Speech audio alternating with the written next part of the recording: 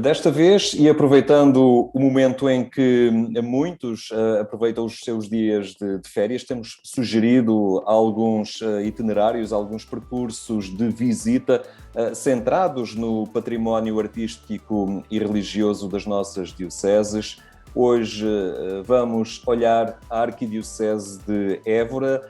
Temos connosco o cônego Mário Tavares Oliveira, é o diretor do Departamento Diocesano da Pastoral da Cultura e dos Bens Culturais. Muito obrigado por estar connosco. Na realidade, é muito vasto, desde logo, a abrangência geográfica da Arquidiocese de Évora, porque vai do mar à fronteira com Espanha e, em termos de riqueza patrimonial, também é muito rica. Sim, em termos de território, é mesmo a diocese maior do país, ainda que se situa numa zona muito desertificada em muitas franjas, mas é possuidora de facto de um património que, no fundo, o património é uma memória e é um registro de uma vida intensa, uma vida cristã intensa e que continua hoje a falar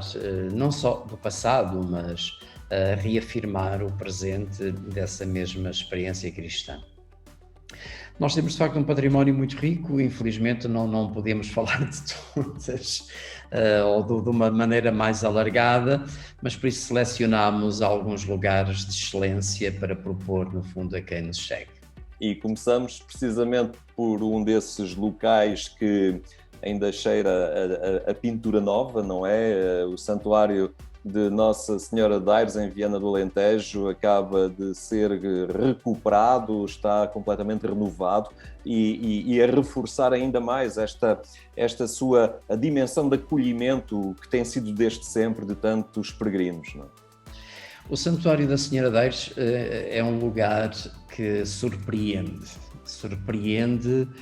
porque quem não conhece não está à espera de poder encontrar o esplendor do barroco numa da sua expressão, nomeadamente no Alentejo, do mais elevado, e que se situa num lugar não edificado, portanto sem edificação urbana, portanto em plena planície, não é? Sem ter nada à sua volta, a não ser o esplendor dos campos alentejanos. Aparece uma construção barroca impressionante. É um pouco, eu costumo dizer que é um pouco a nossa Mafra, porque tem, arquitetonicamente, tem algumas inspirações que é nítida. O santuário é, curiosamente, um projeto de um padre que era arquiteto também, o padre João Batista, do Oratório de Estremoz, e que edificou a traça atual do santuário, mas ela tem uma origem mais antiga ainda, vem dos finais do século XIV, onde um lavrador, no amanho da terra, encontrou num pote de barro aquilo que era uma tradição muito comum, porque tínhamos tido a ocupação árabe e muitos dos símbolos cristãos foram escondidos em grutas ou enterrados na terra, e isso é um dado que de vez em quando acontece ligado a muitos lugares. E um lavrador encontra então dentro de um pote de barro uma imagem de Nossa Senhora. Desde logo foi pretexto para um lugar de visitação, um lugar de edificação de uma capela, que com o tempo se tornou muito exígua e os peregrinos, os devotos afluíam cada vez mais e sentiu-se a necessidade, já em pleno século XVIII, de ampliar largamente, portanto, aquele lugar que contava com confrarias, inclusivamente já disseminadas. Uma grande confraria em Évora, da Senhora de Aires, que está muito no impulso do novo santuário, ligado a este padre, que edificaram, volto a dizer, um santuário surpreendente. É uma surpresa quando de repente se chega ao lugar e se percebe quase que nascido da terra, um lugar impressionante e que jamais se esquece para quem o visita. tem ainda hoje é um grande polo de devoção, como referiste, foi recuperado recentemente, teve vários anos de obras, de uma intervenção global, e onde foi possível, muito pelo impulso do seu então pároco, Padre Manuel Manso, teve, digamos assim, uma renovação total, porque às vezes fazem-se intervenções só ao nível da pintura ou de um altar, neste caso foi uma intervenção global, e que deixou o santuário resplandecente novamente. É um lugar, sem dúvida, de visita, e que quem o fizer certamente terá sentir-se-á agraciado pelo espírito do lugar. É ainda hoje um lugar de visitas, concretamente, ou de romarias, nomeadamente é uma tradição que vem de muito longe, que é a romaria a cavalo, que vem da Moita, percorrendo o caminho real, chamada Canada Real, até ao Santuário de Nossa Senhora de Aires. Essa tradição interrompeu-se durante algumas décadas, mas já há alguns anos esta parte se recuperou e hoje são muitos os que a cavalo e com atrelagens vêm ao Santuário da Nossa Senhora de Aires, num grande gesto de devoção.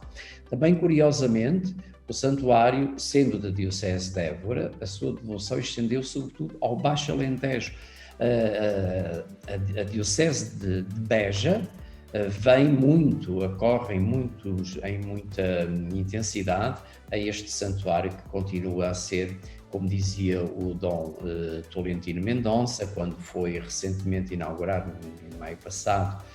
foi inaugurar esta nova fase da vida do santuário, falava num oásis de espiritualidade e num lugar de sementeira da esperança.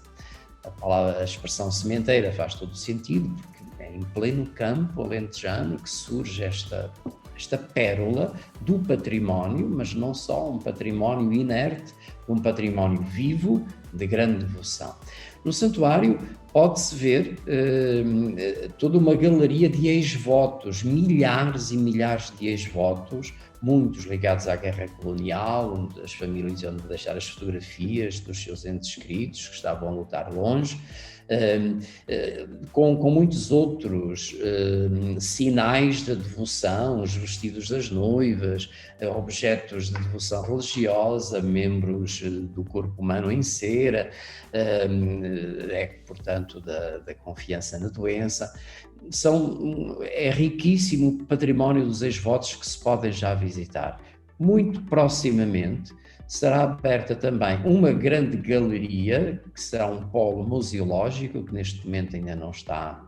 devidamente organizado, mas futuramente contará também com esse espaço generoso de uma grande exposição de arte sacra e das coisas ligadas à devoção da Senhora de Aires. É um lugar aprazível, de fácil acesso a partir de Évora, e que constitui um lugar de excelência, sem dúvida. Por falar em património renovado, vamos até Évora, subimos um pouco acima de Viana do Alentejo, e aí encontramos a Igreja de São Francisco, que depois, foi há pouco tempo ainda, poucos anos passaram, mas uma intervenção bastante abrangente e profunda, que hoje nos revela uma realidade nova, também patrimonial. Sim, se a Senhora de Aires está nos arredores de Viana do Alentejo, que está a pouco mais de 20 km de Évora, e no campo, como referi, agora estamos diante de um património que está no coração da cidade de Évora, mesmo no seu casco histórico, e que se revela de uma importância grande, porque está muito ligada à história dos reis de Portugal, nomeadamente os reis da expansão marítima, Dom João II, Dom Manuel, Dom João III, que, fazendo de Évora a segunda cidade do reino, para onde se refugiavam, quer em tempo de pestes, quer simplesmente como espaço de repouso, e permaneciam na cidade durante longas temporadas. Isso possibilitou a que o Palácio Dom Manuel, estando ao lado do convento de São Francisco, houvesse uma relação de grande proximidade, era um lugar onde os reis iam participar nas liturgias, e portanto há toda uma relação com a história de Portugal, com os acontecimentos ligados à história de Portugal, desses reinados, concretamente os reinados da grande expansão. E terá sido inclusive a primeira casa franciscana em Portugal, o primeiro convento de franciscanos, e foi muito acarinhado pela coroa, pela igreja local, e portanto foi um convento de grandes dimensões. Hoje nem nos apercebemos porque os ventos do liberalismo encarregaram-se de demolir praticamente toda a parte do convento. Foi tudo demolido, resta um pouquinho do claustro, um recanto do claustro antigo, e foi possível nas obras recentes recuperar ainda o dormitório dos frades e transformar, portanto, em galeria de arte. Mas o convento de São Francisco é de facto mais um lugar que impressiona pela sua grandeza, que neste momento já não é o convento, já é só a igreja de São Francisco, e que é de uma só nave. Impressiona a dimensão de uma só nave, do que já vi escrito, é a maior igreja de uma nave só na Península Ibérica, porque normalmente aquela dimensão, como aconteceu em determinada altura, tinha 3 naves. As igrejas, quando adquirem uma certa dimensão, têm 3 naves, 3 ou 5. Neste caso, em obras lá muito já para trás, foi edificada com esta configuração de uma só nave. É indisfarçável as origens góticas do convento, permanecem, são bem visíveis no pórtico, etc., e em algumas frestas da igreja de São Francisco, e enriquecida muito com o esplendor do barroco. O barroco, portanto, toda a arte sacra desenvolvida a partir da talha dourada, enriqueceu enormemente, também com pintores ligados muito à escola de Évora, enriqueceram o espaço, digamos, artisticamente, pelo que é um lugar de grande beleza. Continua a ser ainda muito conhecido pela Capela dos Ossos. Também. Sim, porque a Capela dos Ossos está ligada à espiritualidade do convento. Foi destruída, mas essa parte necessariamente foi preservada. E foi um gosto muito próprio do barroco, a reflexão sobre a morte, o confronto com a morte, ligado também a uma necessidade emergente que era o levantamento das ossadas nas igrejas e à volta das igrejas, que era uma tradição do passado, o sepultamento dentro da igreja, e pela intensidade dos enterramentos, a dada altura foi necessário fazer, até também por questões higiênicas e pelas exigências das reformas da época, foi necessário fazer o levantamento de todas essas ossadas, e dada a dimensão das ossadas, construiu-se esta capela, que aliás faz parte de uma espiritualidade da época, volto a dizer, muito ligada ao barroco. Nós temos a Capela dos Ossos de Évora, que é, quer pela dimensão, quer pelo cuidado, até se é possível dizer, pela beleza, a de maior expressão, mas temos também em Monforte e em Campo Maior, e também na Diocese do Algarve, em Faro, em Lagos e Alcantarilha, também temos capelas dos ossos. Situam-se todas no sul do país, não é? Foi o gosto de uma época, de uma espiritualidade de uma época. A Capela dos Ossos, que é o lugar hoje, mais do que outra coisa, um lugar de visita também, é inevitável olhar para a frase que está no frontispício da capela e que faz tremer quem lá entra, que é: nós ossos que aqui estamos, pelos vossos esperamos. E que, portanto, é sempre um confronto, de facto, com a própria realidade da morte, visitar este lugar. Curiosamente, nas recentes obras de recuperação, de requalificação que se fizeram, o pároco, o padre Manuel Ferreira, que é a alma da nova expressão deste lugar, encomendou ao Cisa Vieira um painel de azulejos, que está precisamente quando se sai da capela dos ossos, se entramos virados para a morte, saímos virados para a vida. E, portanto, é um painel de azulejos que evoca o milagre da vida, que evoca a vida, ao estilo do Cisa Vieira, como conhecemos de outras expressões,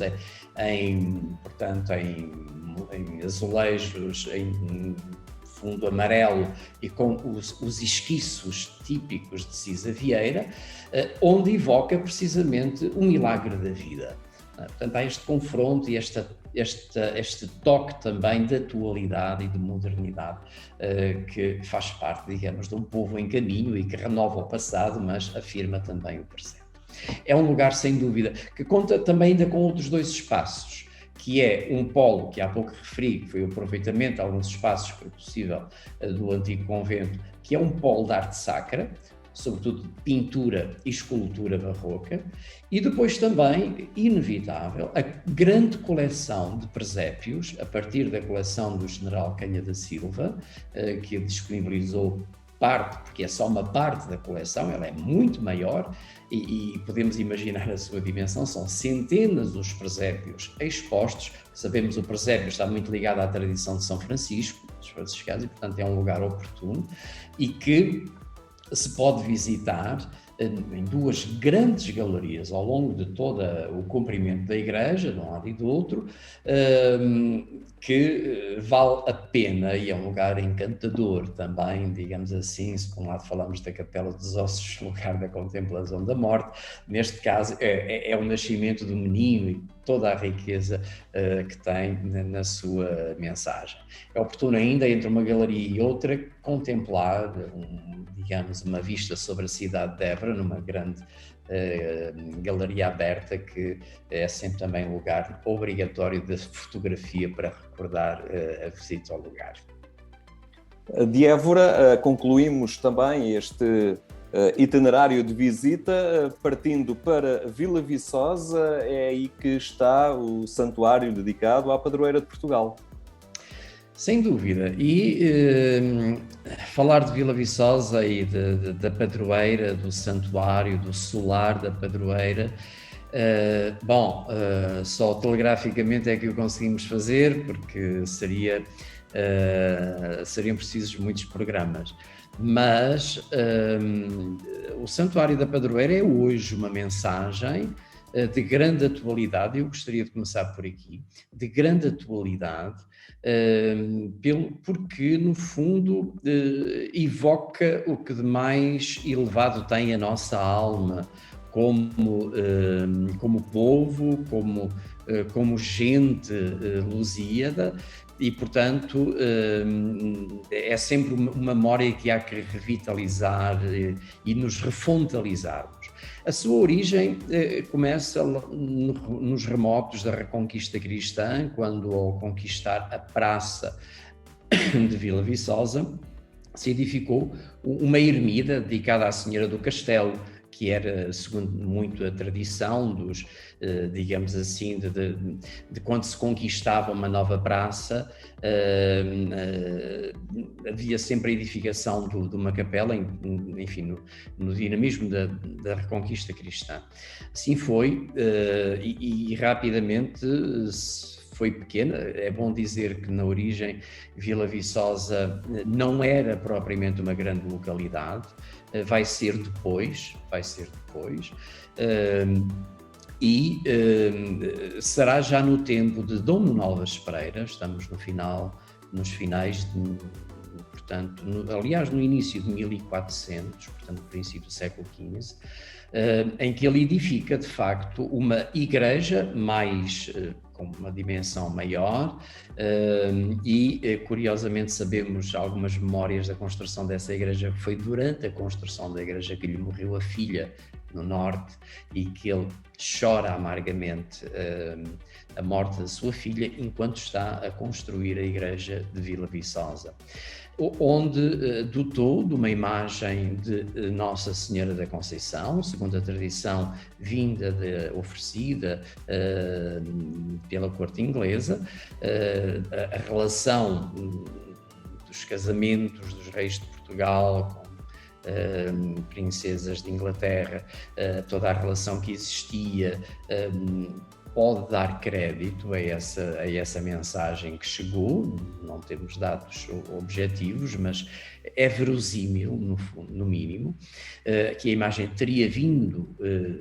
da corte inglesa. Também há a tradição popular que apareceu a boiar no Oceano Atlântico, uma grande caixa, não é, que dizia por cima Vila Viçosa, tinha escrito Vila Viçosa, e ao abrir viu-se que era uma imagem magnífica, e por isso a trouxeram para Vila Viçosa. Bom, são as tradições múltiplas que existem, não interessa tanto. Sabemos é que a imagem que lá está é de facto uma imagem gótica da época da construção de Novas Pereira, revestida de mantos, que de algum modo escondem a sua traça verdadeira e original. É uma imagem em pedra de ançã, policromada, mas que a dada altura começou a ser revestida pelos mantos das princesas, das duquesas e até das rainhas. A última a oferecer-lhe foi a rainha Dona Amélia, que lhe ofereceu o seu vestido de casamento, depois foi adaptado para um vestido para Nossa Senhora, e portanto havia toda essa tradição, e que está muito ligado ao gesto do rei Dom João IV. Portanto, o rei Dom João IV é a figura, se de Álvares Pereira é a figura determinante, porque é quem constrói, é quem dota a igreja de uma colegiada que vai evoluir para a Real Confraria, Régia Confraria, como hoje lhe chamamos, que continua a cuidar ainda hoje do santuário. Mas o grande momento é, de facto, o voto de juramento e fidelidade de Dom João IV, que, enfim, em plenas guerras da Restauração, sentindo as suas forças não muito avantajadas no confronto com o grande contingente que vinha de Espanha, confiou a Nossa Senhora num ato de juramento, nunca mais usando a coroa na sua cabeça, usando-a sempre numa almofada ao lado, porque reconhecendo nela a verdadeira padroeira e rainha. O termo rainha não está no decreto régio, está o padroeira, mas entendemos, portanto, de algum modo, tirando a coroa da sua cabeça para reconhecer que ela é a nossa rainha. Esse gesto de fidelidade, no fundo, envolveu todo o povo, foi aprovado em cortes, foram colocadas lápides às entradas de muitas cidades, nas muralhas, na porta de entrada, com essa terminação do decreto régio. E, portanto, estamos a falar de um acontecimento que envolve toda a nossa alma. É um lugar, eu diria, às vezes, enfim, em alguma reflexão sobre o lugar, eu costumo dizer que ainda se falta cumprir, não é? Pegando nas palavras do nosso poeta Fernando Pessoa, falta cumprir-se Portugal. Eu também digo que ainda falta cumprir-se porque nunca está cumprida, não é? Vila Viçosa é um desígnio que nos faz abraçar o passado, mas que nos perspectiva para o futuro. Um desígnio de confiança, porque é um lugar onde, no fundo, evocamos a proteção que sempre tivemos nos momentos difíceis da nossa história, da parte de Nossa Senhora. Vem já desde o tempo de Dom Afonso Henriques, onde um gesto semelhante o cumpriu na Senhora de Oliveira, em Guimarães. E em Vila Viçosa tem esta nova configuração, mais explícita, mais reafirmada, e, portanto, evoca a proteção que sempre sentimos nos momentos difíceis, mas que nos abre também à perspectiva da esperança, da confiança no futuro. Certamente continuaremos a passar, estamos a passar e vamos continuar a passar momentos difíceis, mas nós sabemos que podemos contar com a mãe que nos protege, com a mãe que nos envolve com o seu manto e que, portanto, é um lugar de renovar a nossa fidelidade, de renovar a nossa confiança também em termos de povo, em termos de alma portuguesa, em termos de futuro. O espaço é magnífico, está dentro das muralhas do castelo, sofreu digamos, grandes danos no terremoto de 1755, era ainda muito mais exuberante, toda a parte do corpo da igreja, a abóbada caiu, preservou-se só a capela-mor, e, portanto, depois reconstruiu-se em tempos de dificuldade, não já com a exuberância com que foi construída, que é, no fundo, é do reinado de Dom Sebastião, que se reconstrói a atual traça do Santuário de Vila Viçosa, conclui-se já no tempo do cardeal Dom Henrique, e, portanto, exprime toda a beleza, no fundo, do Renascimento. É um tempo onde se respira a leveza e a grandiosidade própria da época, com um retábulo maneirista que se mantém, e que o terremoto veio, digamos, tornar o espaço não tão exuberante como já foi, ainda assim de grande grandiosidade